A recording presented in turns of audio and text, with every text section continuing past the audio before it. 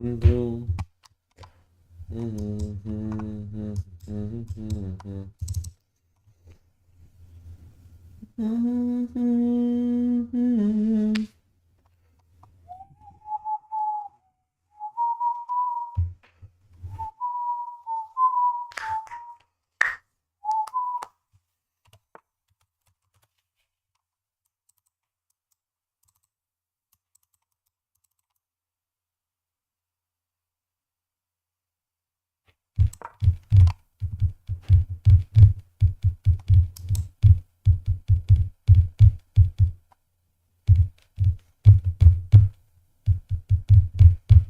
Oh, get some free.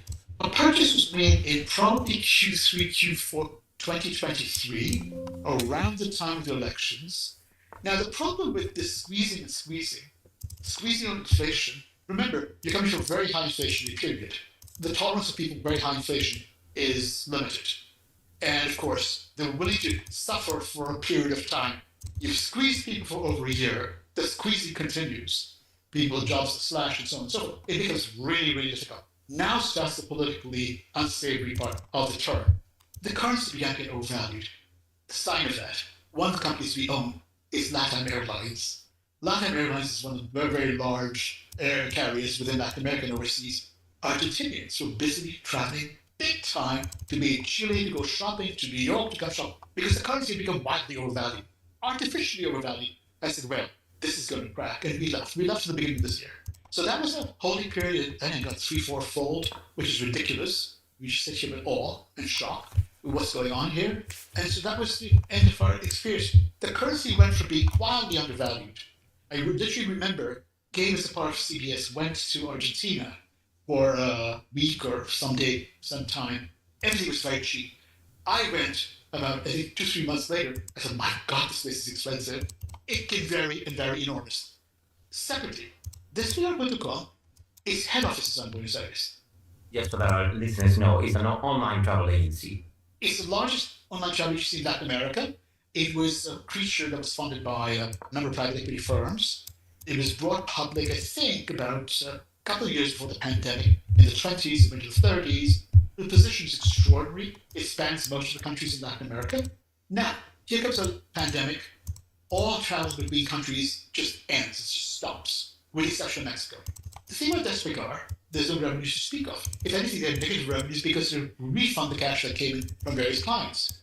So you have a situation where this company has zero revenues, briefly negative revenues at the beginning of the pandemic, and the stock obviously crashes. And of course, there's sort of no end in sight to this horror show. Well, what's interesting about this is the following. Just a few numbers to sort of frame this. It cost $1.5 to $2 billion to build the IT infrastructure for this online travel agency. That's the sort of baseline there. The equity market capitalization was about $420 million. It had about $225 million cash, no debt, on the balance sheet.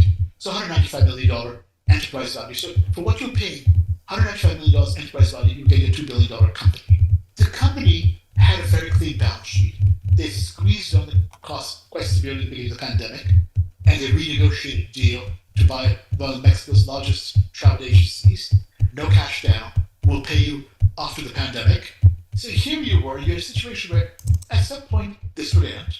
Planes would fly, maybe revenues slowly start to pick up. I must it's been slow. Just for context, the cash was kept not in Argentina. It was in US dollars outside Argentina, as most rational people do. I mean, Argentina, Buenos Aires is good for a lifestyle. You protect your assets, you hold them elsewhere.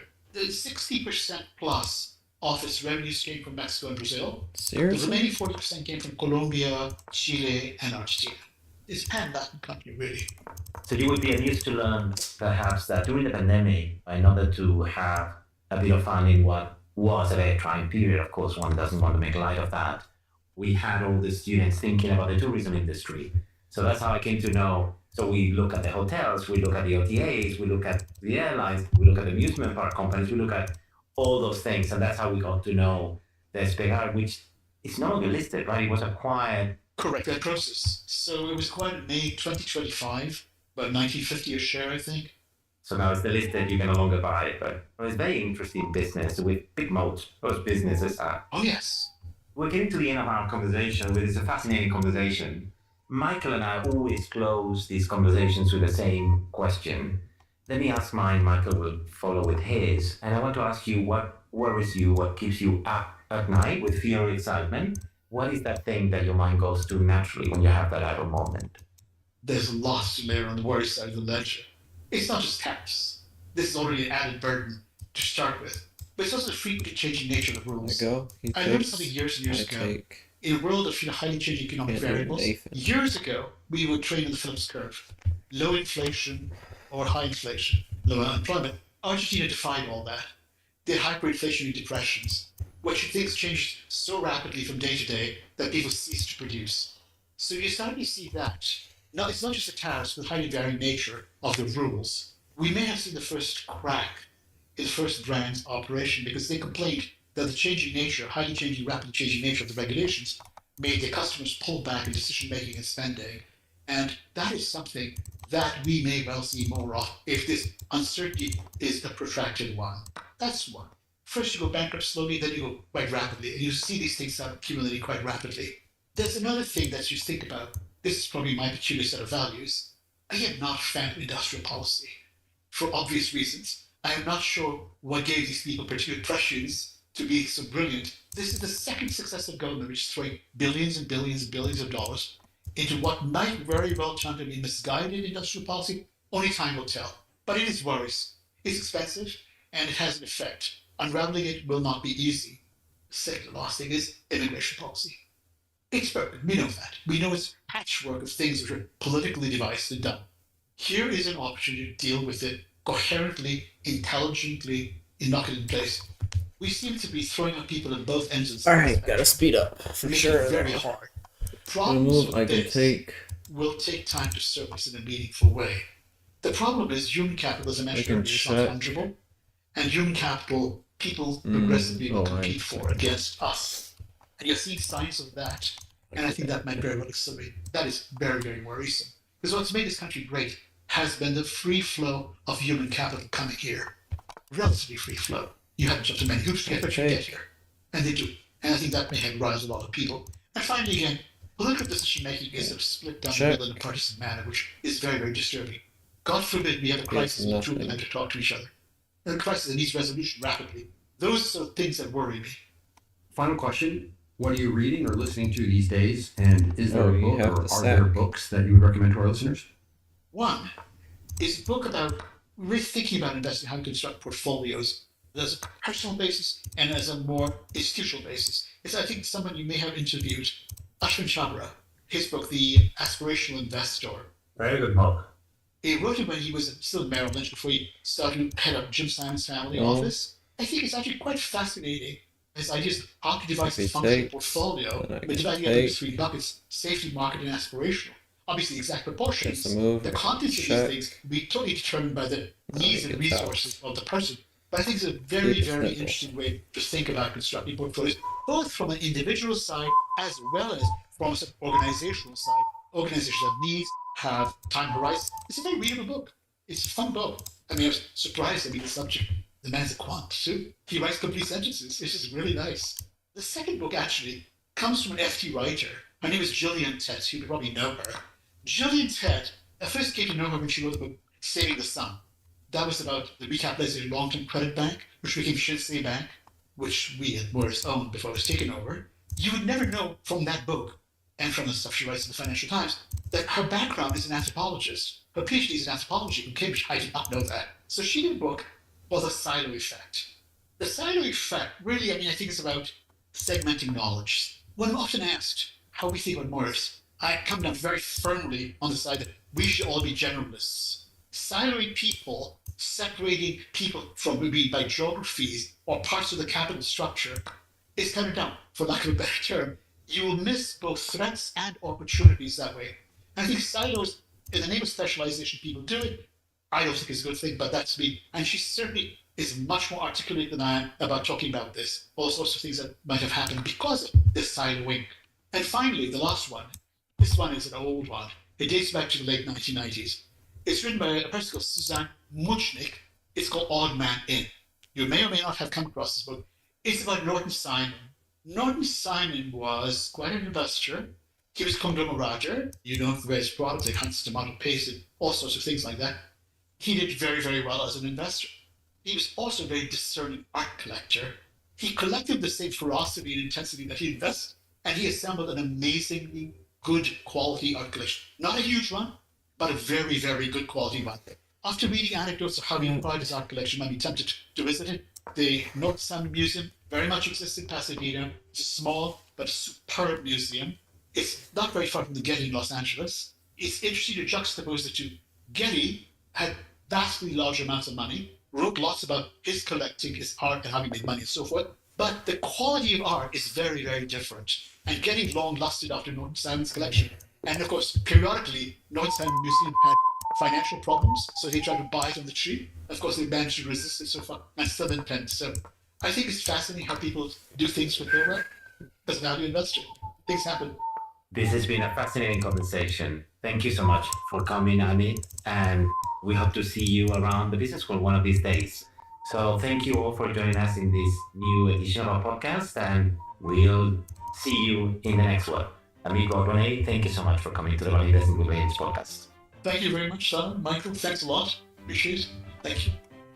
Thank you for listening to this episode of the Value Investing with Legends podcast. To subscribe to the show or learn more about the Heilbronn Center for Grant and Dodd Investing at Columbia Business School, please visit grantanddodd.com. Thank you.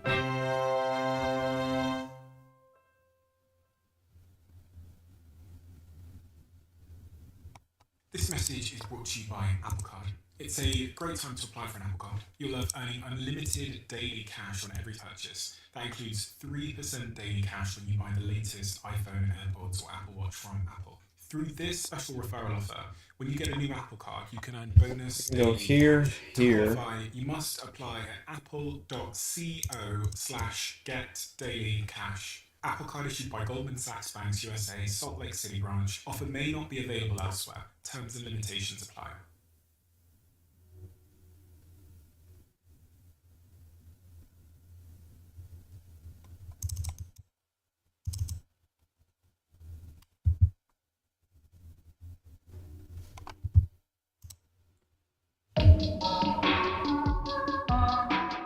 So alcohol. Yes. Alcohol's been on a journey. Yes. It's been on a journey in terms of society's opinion about it. Mm-hmm. Can you take me on that journey and tell me where we are now? And in terms, what I'm saying now, He is about moves. society's opinion on its health benefits and what it is, and then also what we're getting wrong now about alcohol. Yeah. The journey of alcohol is fascinating. So first, I think we think of this as a relatively modern thing, but archaeologists have discovered beer making equipment in hunter-gatherers' cave dwellings from 13,000 years ago. That's wild. 13,000 years of people figuring out how to make beer. You look at China. If I take, he can take. Ah. Ah.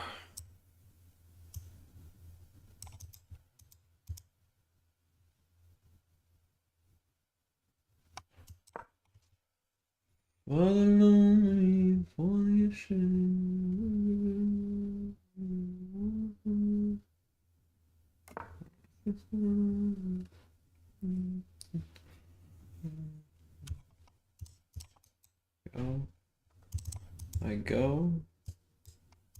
I go. He takes. Alright, I go. He takes. I can take. No, I don't want to take here.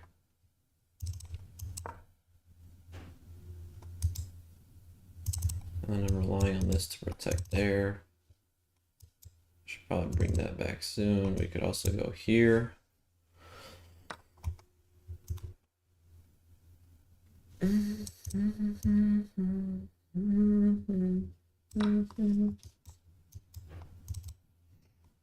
Now next we'll go there.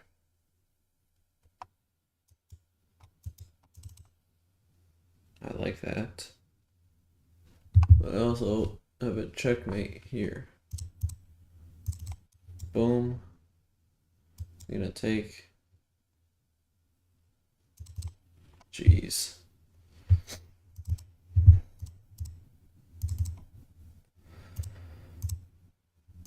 You gotta be kidding me. They just sold. I take, he takes, I take, oh, it's the queen. Yeah, definitely.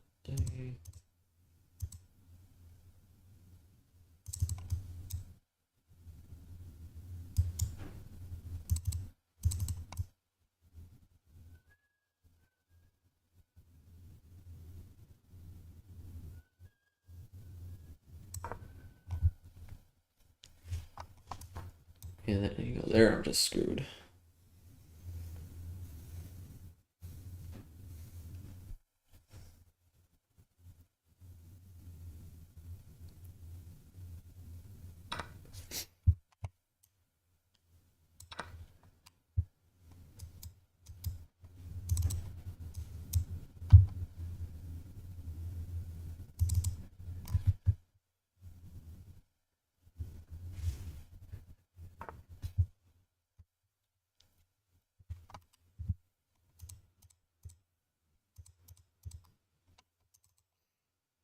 Anywhere I move, just check.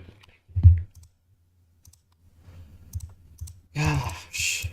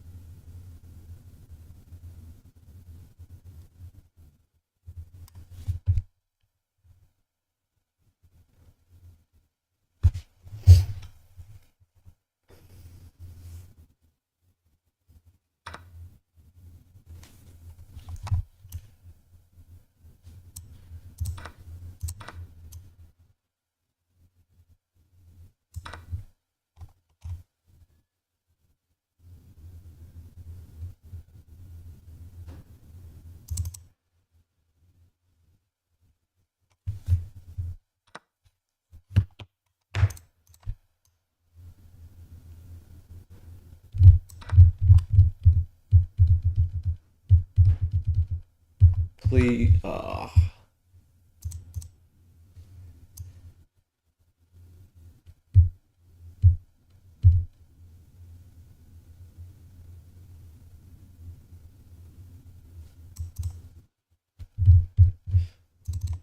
if I can get here.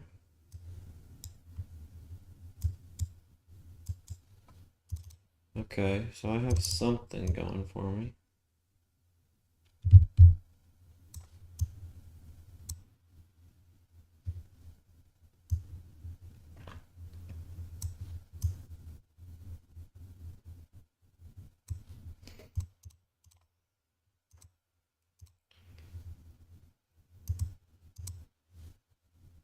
Oh no, he has the freaking bishop.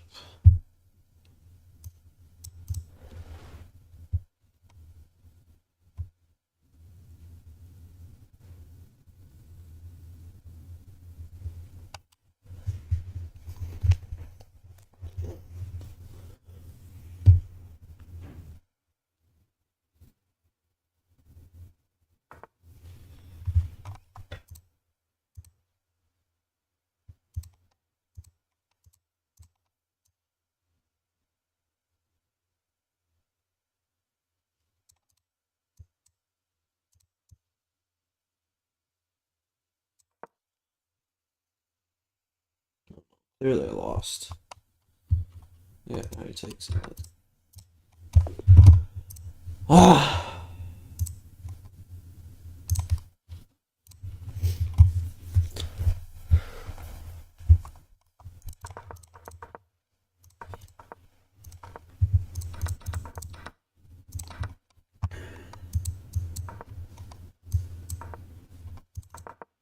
But why is that bad?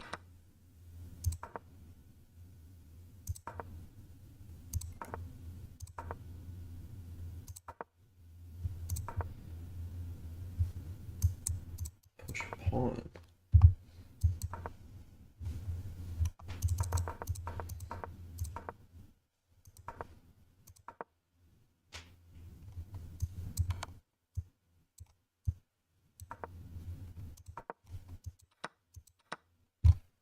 I saw it. Why didn't I not think it worked?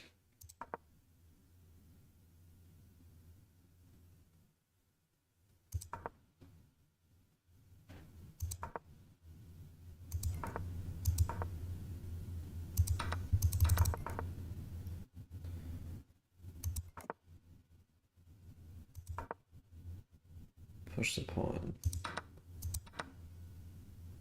Yeah.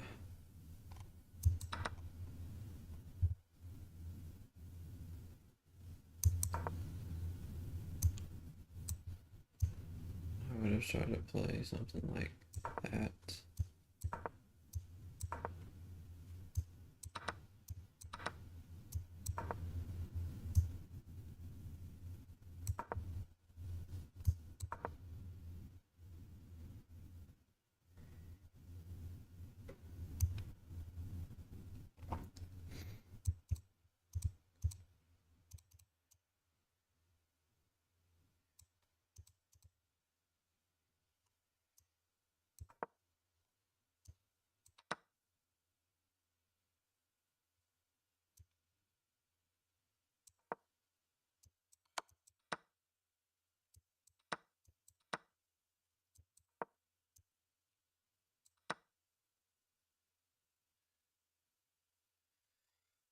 Lost on that one move.